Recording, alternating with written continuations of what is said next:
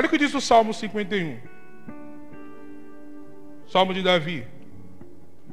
Não me expulses da tua presença, e não retires de mim o teu Santo Espírito.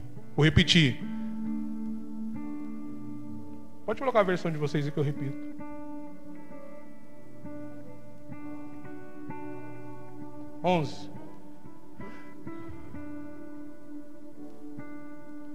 Não me expulse da tua presença, e não tires de mim o teu Santo Espírito. A grande bênção é saber por que Davi escreve esse salmo e por que Davi pede para o Senhor, Deus, não tirar a presença do Espírito sobre a vida dele. No Antigo Testamento,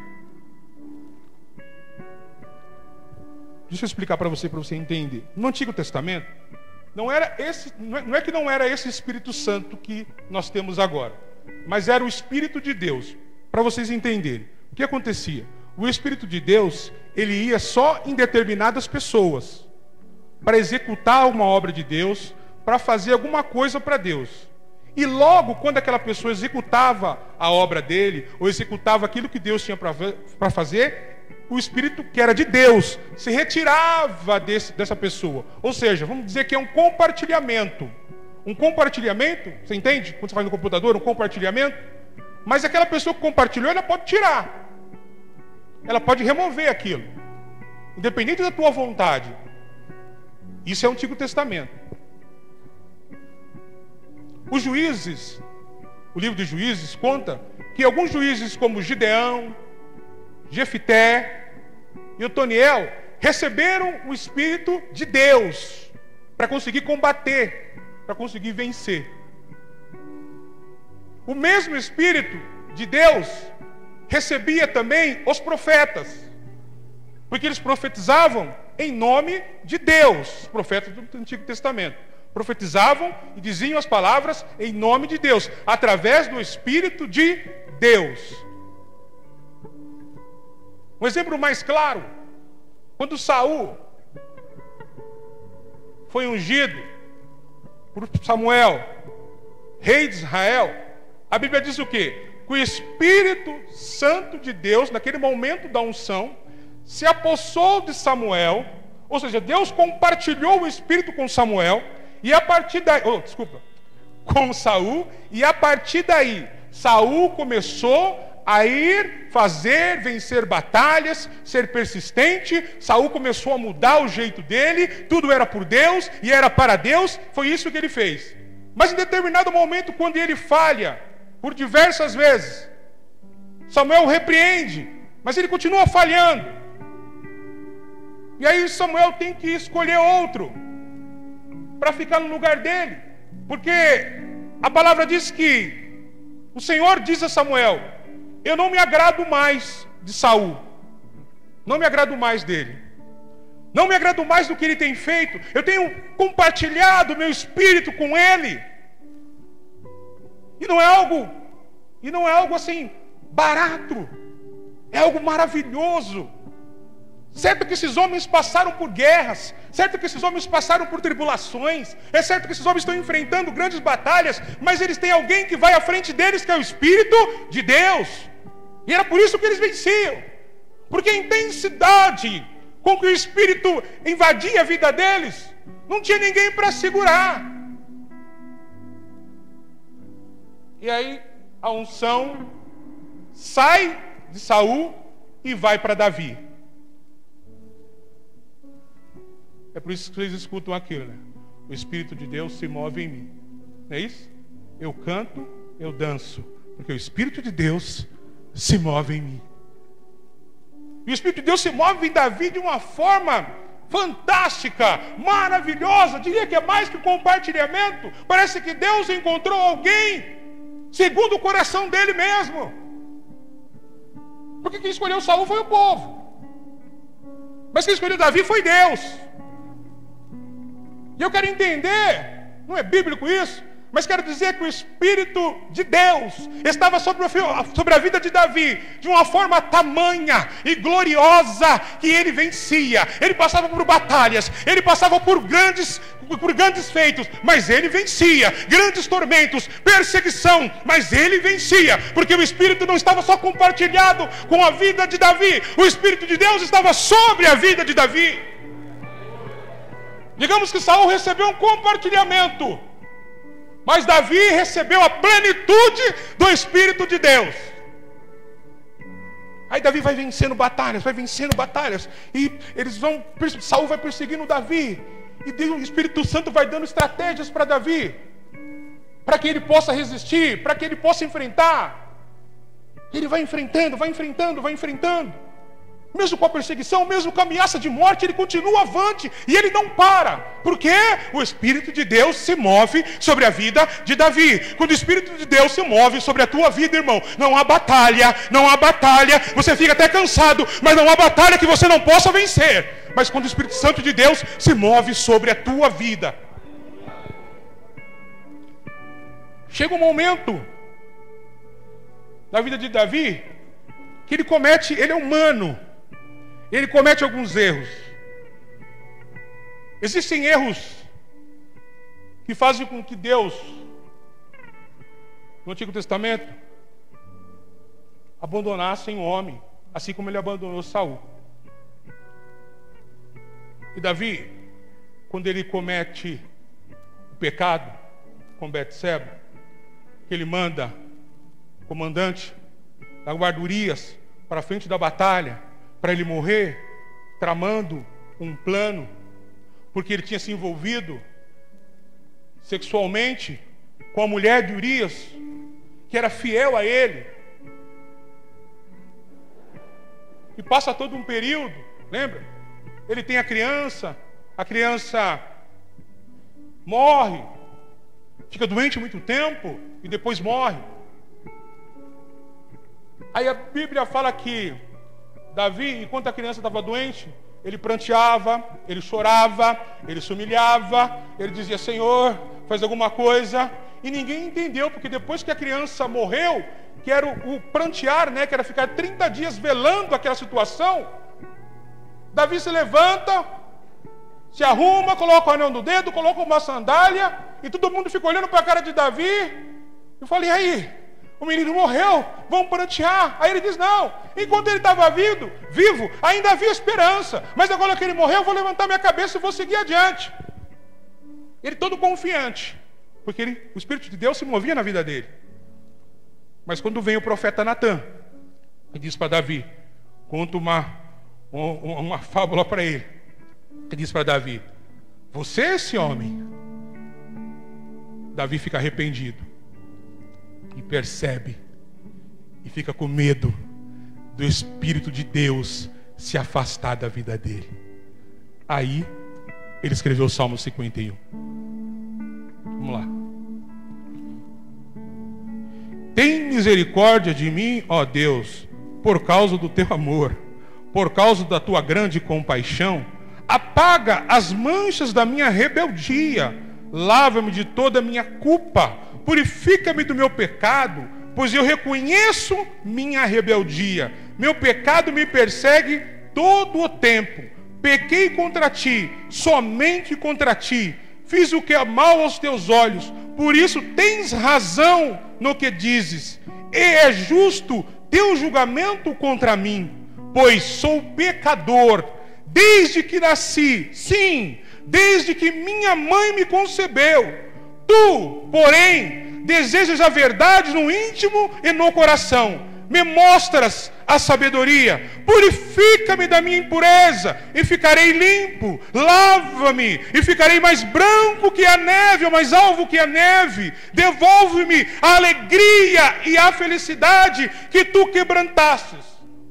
Para um pouquinho. Ele já não é mais alegre. Ele já não é mais feliz. Mas quando Davi foi alegre, quando Davi enfrentava as batalhas, quando Davi era um guerreiro, quando Davi lutava, porque o Espírito Santo de Deus se movia nele, ele tinha convicção a convicção quando ele queria vencer. E quando pairava certa dúvida, ele consultava a Deus, consultava os profetas, e os profetas falavam: vai que tu vai vencer. E ele ia, porque estava em comunhão com Deus, de acordo com Deus. Não é que um pecado só vai te tirar da presença de Deus se você quiser, porque Deus perdoa pecados. Melhor Jesus, né? Vamos dizer assim. Mas o que Davi fez? Davi sente e se emociona porque ele errou. Ele fala para Deus: Deus, eu não sinto mais alegria. Ou seja, tu quebrantaste, tu tiraste de mim a alegria. Não, Davi, eu não tirei de você a alegria. É o meu espírito que está se removendo de você. Você era alegre, Davi, porque eu te impulsionava, Davi. Irmão, quem é alegre na luta? Quem é alegre na batalha? Ninguém. Nas lutas, nas tribulações, se Deus não move em você, você não consegue, tem força. O corpo humano, a força física não resiste. Tem que ser algo que vem do alto, tem que ser algo espiritual. Então Davi, Deus quer falar para ele: Davi, você só é feliz porque o meu espírito se move em você. Mas o dia que o meu espírito se mover, parar de mover em você, você vai ficar igual Saul, correndo, fugindo, perseguindo, atormentando, sendo atormentado, com medo da morte. Vai tirar a vida como ele tirou, porque o meu espírito deixou de se mover na vida dele. Ele não aguentou a pressão. Por isso que a Bíblia diz que muitas pessoas morrem antes da hora. Por que eles morrem antes da hora? Porque eles não aguentam a pressão. Cristão também morre antes da hora, porque não aguenta a pressão, não aguenta viver num mundo tão tribuloso, num mundo tão macabro, que é esse que nós vivemos, que Jesus falou que nós somos do mundo, e dele nós não podemos sair no momento, a não ser que morra. Mas aí o cara tira a própria vida, porque ele não aguenta a pressão. Mas quando o Espírito Santo de Deus se move realmente sobre as nossas vidas, mesmo caído, nós nos colocamos de pé. Mesmo com a fronte baixa, nós levantamos a cabeça e falamos: Senhor, o teu Espírito não pode se retirar de mim. O teu Espírito não pode se retirar de mim, Senhor. Porque se o teu Espírito retirar de mim, tudo que eu tenho vai se esvair pelas minhas mãos, porque o teu Espírito se retirou de mim. Então Davi era inteligente, Davi era sábio, fora o Espírito que se movia nele, ao ponto de entender que a felicidade foi embora, que tudo estava indo embora, porque ele abusou muito de Deus. A Bíblia não relata muitas coisas, mas presta atenção, ele como homem, você acha que ele não fez umas coisinhas erradas? Ele fez, mas ele fez algo que era relevante. E aí ele diz assim: agora permita que eu exulte outra vez, não continue a olhar para os meus pecados, remove as manchas da minha culpa, cria em mim, ó Deus, um coração puro, renova dentro de mim um espírito firme, não me expulses da tua presença e não retires de mim o teu Espírito Santo, restaura em mim a alegria da tua salvação e torna-me disposto a te obedecer. Então ensinarei os teus caminhos aos rebeldes e eles voltarão a ti. Perdoa-me por ter derramado sangue, ó Deus, de minha salvação. Então com alegria anunciarei a tua justiça. Abre os meus lábios, Senhor, para que minha boca te louve. Tu não desejas sacrifício, do contrário, eu os ofereceria. Também não queres holocaustos. O sacrifício que deseja é um espírito quebrantado. Não rejeitarás um coração humilde e arrependido. Olha com favor para Jerusalém e ajuda a reconstruir os muros de Jerusalém. Então te agradarás do sacrifício de justiça, dos holocaustos e das ofertas queimadas, e sobre o teu altar novilhos voltarão a ser sacrificados. Houve um tempo que o sacrifício parou. E naquele tempo era o sacrifício que valia. Mas o sacrifício parou, porque em algum momento isso ficou interrompido. Se nós paramos para observar, Davi, no final da vida, ele comete outra falha. Ele faz o recenseamento do povo. E Deus não se agrada disso. Ele começa a contar. Deixa eu ver quanto que eu tenho aqui. Tem muita gente. Muita gente. A cabeça dele começa a ficar, ele começa a ficar velho, a cabeça dele começa a ficar atormentada, muitas batalhas, perseguição, filho dali, filho daqui. E o que ele faz então? Ele começa a contar o povo, ele começa a colocar a confiança no povo, ele começa a fazer um recenseamento. E Deus fala para ele: ó, não me agrada disso não. Eu sou a tua força, eu sou o teu baluarte, eu sou a tua segurança. Por que tu está contando com o povo, Davi? E aí diz que Deus desagrada de Davi. E é hora dele partir já. Porque se ele fica, perigoso ele tem para o inferno. Vamos dizer dessa maneira. Já é hora de Davi partir. Já é hora dele descansar. O papel dele ele já fez. Aí Davi fala: pai, me pediu mais um pedido. Eu queria construir uma casa para o Senhor. Porque ele diz aqui, ó, ele vai ensinar os rebeldes o caminho certo, vai reedificar os muros, vai pedir para Deus reedificar os muros. Então ele quer construir novamente uma casa para o Senhor. Aí o Senhor o imbui de toda a sabedoria, de toda a estratégia. E quando Davi, vamos dizer, está com a planta enrolada debaixo do braço, ainda velho, cansado, e ele diz assim: eu vou fazer uma casa para o Senhor. É um desejo bom, é um desejo agradável, mas nesse momento não é justo.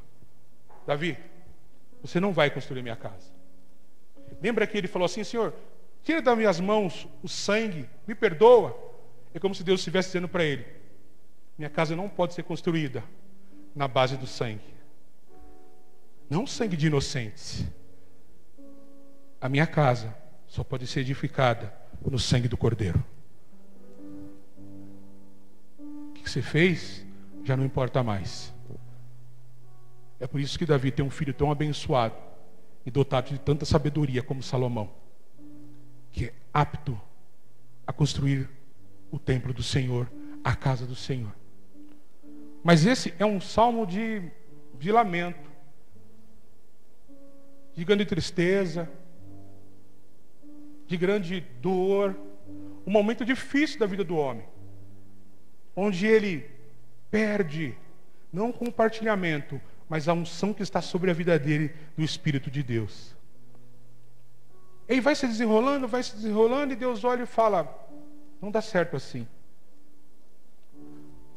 Eu dei o meu Espírito de graça para profetas, eu dei o meu Espírito de graça para esses homens, mas não dá certo assim, porque eles não entendem e eles não valorizam o meu Espírito que está sobre eles. Eles não compreendem o poder que está sobre a vida deles, eles não compreendem o discernimento que está sobre a vida dele, ele não compreende a eficácia que está sobre a vida dele, ele não compreende a força que ele tem, ele não entende.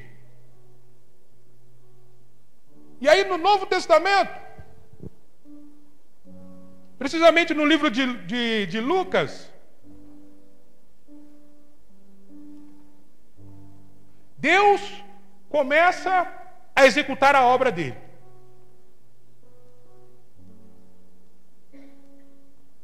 No período do silêncio de Deus, de 400 anos, que é um intervalo entre o Velho Testamento e o Novo Testamento, eles diziam o quê?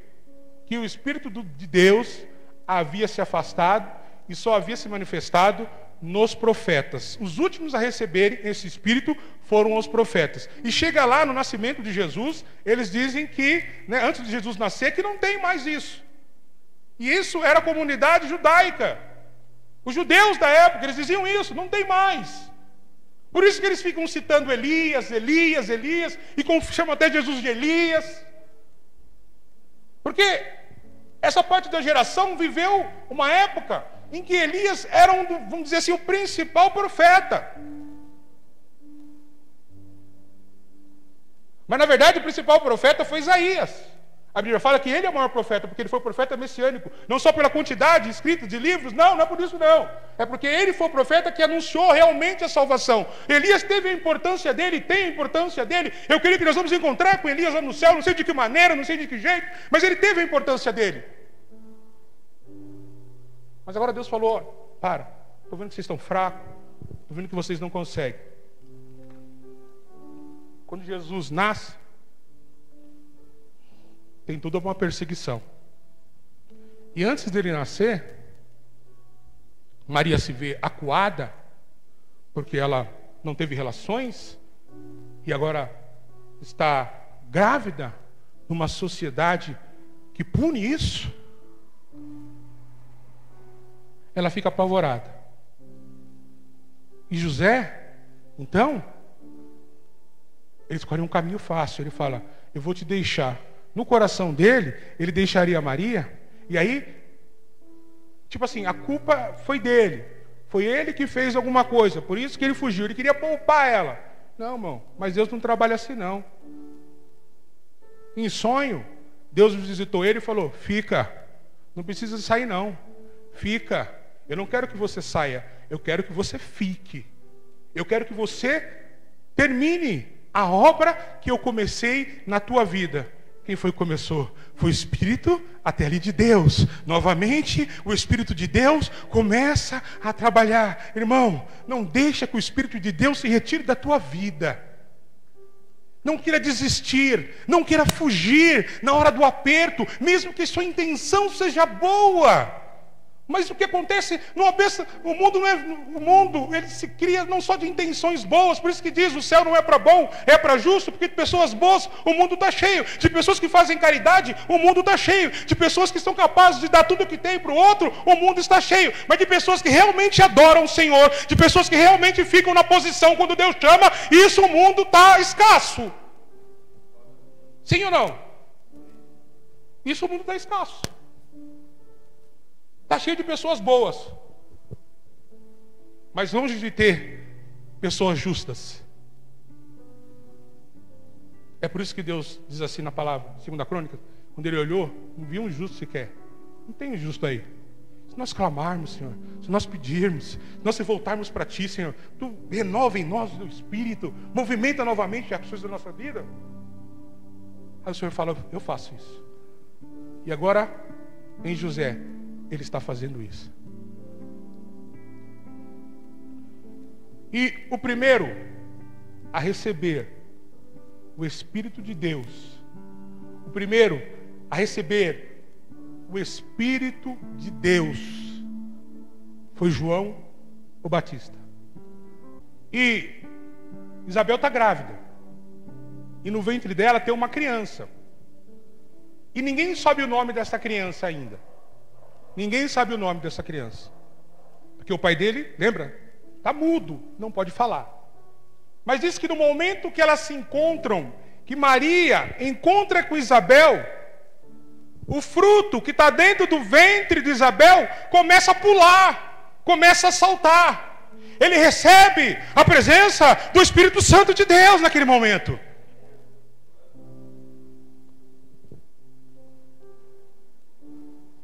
E ele sai, é um sinal do que Deus tinha falado.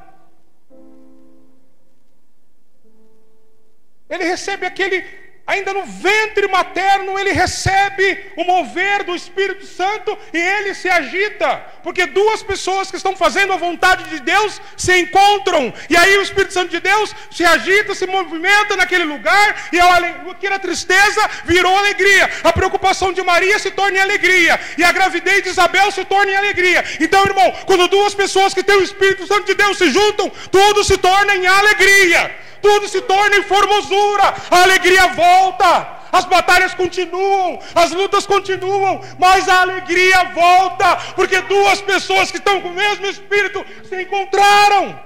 É por isso que ele fala, se tiver 2 ou 3 da minha presença ali eu estarei. Mas não é 2 ou 3 qualquer que não quer saber dele, 2 ou 3 que servem ao Senhor, em oração. Aí o que acontece? O Espírito Santo de Deus se movimentar, para os casais, para os filhos, para nós que estamos aqui. Veja como é importante viverem em dois. Veja como é importante viverem em família. Porque uma família que serve a Deus, irmão, não é uma família que é compartilhada, não. É uma família que recebeu o gozo do Espírito Santo. Quando ele acordar, vai ser uma manifestação tão grande do poder de Deus, porque ele já está querendo introduzir a ressurreição. Quando ele acordar, vai ser uma manifestação tão grande do poder de Deus que vocês não vão se conter. Aí Jesus fala para os discípulos assim, porque ele tinha que ensinar o Espírito. Ele diz assim para os discípulos: olha, depois de toda a guerra eu vou embora, mas vou deixar entre vós um Espírito Santo que consola e ensina. Mas os discípulos correm, lá em Atos, eles correm e ficam trancados, esperando. Jesus fala assim para eles: não saiam de Jerusalém, até que lá do alto vocês sejam revestidos do poder de Deus, que é esse Espírito que vai descer realmente sobre eles. E eles obedecem, mas com medo. E chega uma determinada época, a época que Deus quis, a época que Jesus quis, a época que estava na hora certa, no momento certo. Diz a palavra de Deus que um vento impetuoso encheu aquela casa, e todos falavam em língua. Então o Espírito de Deus desceu, fulminando aquela casa, enchendo aquela casa. Irmão, o Espírito Santo de Deus vai descer, enchendo a tua casa, enchendo a tua empresa, enchendo a tua vida, enchendo o teu trabalho. Ele vai fazer isso porque Ele te ama, porque Ele te ensinou, e você aprendeu a caminhar com Ele. É por isso que nós alcançamos algo de Deus, quando nós caminhamos com Deus e aprendemos a caminhar com Deus. E Ele falou: meu Espírito não é de graça. Não é de graça não. Tem que aprender a caminhar comigo. Um homem que foi chamado depois da escolha, segundo o coração de Deus, aprendeu isso. E é por isso que ele escreve o Salmo 51. Porque ele diz assim: eu estou perdido. Se Deus não fizer algo na minha vida hoje, eu estou perdido. Se Deus não fizer algo na minha vida hoje, eu estou acabado. Não sei mais o que fazer, não sei por onde andar, não sei o que fazer. Eu preciso deste Espírito. Eu preciso que esse Espírito esteja na minha vida. Eu preciso que esse Espírito esteja dentro de mim. Eu preciso alcançar lugares altos, mas o meu físico, o meu corpo, ele não suporta. Mas com o Espírito Santo eu vou alcançar esses lugares altos. É por isso que você tem que viver a intensidade do Espírito e não dispensar essa intensidade. Você deve congregar, você deve ler a palavra, você deve ouvir a palavra, você deve ouvir cânticos ao Senhor, para que esse Espírito não se afaste da tua vida e você viva a intensidade dele. Quando uma pessoa aceita Jesus, ele recebe uma porção, mas essa intensidade só vai vir com o caminhar. É por isso que as pessoas vão ficando fortes, porque não pode vir de uma vez. Davi fala assim: não tira o seu Espírito de mim, não. Eu errei, mas eu não tirei ele de mim, não. Eu me arrependo, eu quero o teu Espírito Santo.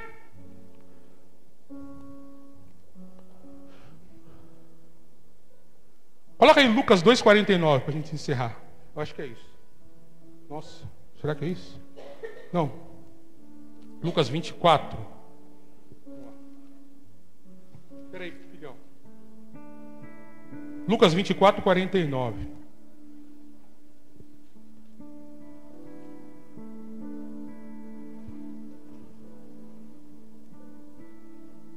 Sem óculos não enxergo nada.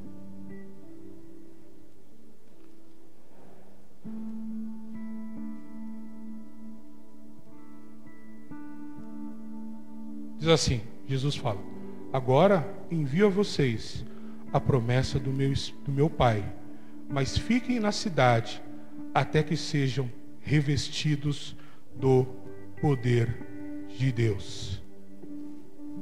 Alguns dias depois, Maria dirigiu-se apressadamente à região montanhosa da Judéia, cidade onde Zacarias morava. Ela encontrou na casa e saudou Isabel. Ao ouvir a saudação de Maria, o bebê de Isabel se agitou dentro dela e Isabel ficou cheia do Espírito Santo de Deus. Em alta voz, Isabel exclamou: você é abençoada entre as mulheres, e abençoada é a criança em seu ventre, porque tenho a grande honra de receber a visita da mãe, porque tenho a grande honra de receber a visita da mãe do meu Senhor. Quando ouvi sua saudação, o bebê em meu ventre se agitou de alegria. Você é abençoada, pois creu no que o Senhor disse que faria. Olha que interessante. Uma Foi revestida do Espírito Santo, Isabel, e ela consolou aquela que estava preocupada. Por isso, irmão, se vocês estão dando na presença de Deus, um vai consolar o outro, mas não por questões pessoais e nem pelo intelecto, mas sim pela presença gloriosa do Espírito Santo de Deus. E a Bíblia diz que toda a dúvida dela cessou, porque ela falou: tu és abençoada, o ventre que está na tua o filho que está no teu ventre é abençoado, ele é de Deus. Irmão, Deus está dizendo para você: o teu casamento é de Deus, o teu noivado é de Deus, a tua empresa é de Deus, os seus filhos são de Deus, tudo que você tem é de Deus, e para a honra e glória do nosso Senhor. Não deixa ninguém tirar o Espírito Santo de Deus que está sobre a tua vida, não deixa ninguém remover isso de você, não deixa ninguém remover o arrependimento de você, não deixa. As mídias sociais e todos os outros removem esse arrependimento de nós, mas nós não podemos deixar que esse arrependimento se remova, porque é isso que nos mantém no caminho de Jesus, é olhando para o alvo, e olhando para o alvo que é Cristo. O Salmo de Davi estava preocupado, e o salmo dele foi de arrependimento. Amém? Glória a Deus. Maria estava preocupada, e o cântico dela foi de alegria. Olha lá, para a gente encerrar. 46, né? 1:46. Esse cântico tem o nome de magnificar, magnificat, mas é magnificar. Minha alma, olha o cântico dela. Maria respondeu: minha alma exulta ao Senhor, como o meu espírito se alegra em Deus, meu Salvador, pois Ele observou sua humildade, sua humilde serva. Vamos lá, sem óculos não dá. E de agora em diante, todas as gerações me chamarão abençoada, pois o poderoso é santo e fez grandes coisas por mim. Demonstra misericórdia a todos que o temem, geração após geração. Seu braço poderoso fez coisas tremendas, dispersou os orgulhosos e os arrogantes, derrubou príncipes dos seus tronos, exaltou os humildes, encheu de coisas boas os famintos e despediu de mãos vazias os ricos, ajudou o seu servo Israel. Ele lembrou-se de ser misericordioso, pois assim prometeu aos nossos antepassados, a Abraão e a seus descendentes para sempre. Maria ficou com Isabel cerca de 3 meses e então voltou para casa. Maria precisava de forças. Por isso que a Bíblia diz que ela ficou lá 3 meses. Não é fugida, não. Ela ficou 3 meses se enchendo da presença do Espírito de Deus, se enchendo da glória do Senhor, se enchendo da maravilhosa graça do Senhor. E é por isso que, enquanto Davi cantava um salmo de arrependimento, Maria cantava um salmo de glorificação a Deus. Maria cantava um salmo diferente. Irmão, a opção é sua. A opção é minha, a opção é nossa, em querer cantar um salmo ou querer cantar um cântico de adoração ao Senhor. Os dois passavam por lutas, os dois seriam defamados. O pecado de Davi era pecado de morte. O de Maria era de jogar lá embaixo, não deixar ela nem ficar perto. Mas Davi tem que se arrepender. Maria, com o nascimento de Jesus, tem que louvar o Senhor. A escolha é sua. Uma última coisa. Você sabe o pecado que faz com que o Espírito Santo se afaste da sua vida? Você sabe? Quem sabe aqui? Quem sabe? Qual que é o pecado? Isso, a blasfêmia contra o Espírito Santo. Jesus perdoa tudo, menos a blasfêmia com o Espírito Santo. E qual é a ocasião? A ocasião que Jesus expulsava os demônios, e eles diziam que Jesus expulsava demônios com o poder de Beelzebu.